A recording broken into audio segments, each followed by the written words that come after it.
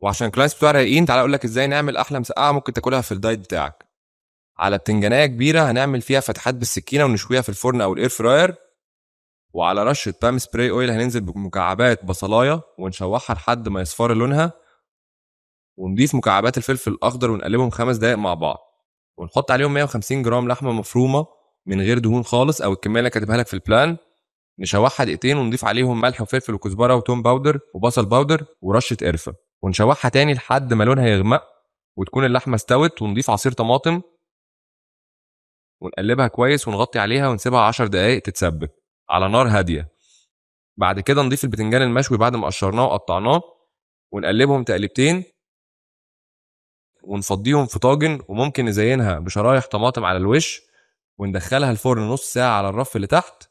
وبكده نبقى عملنا أحلى مسقعة ممكن ناكلها في الدايت بتاعنا. والتدريب الأونلاين ابعت لي دلوقتي ويلا نعمل حاجة قوية مع بعض.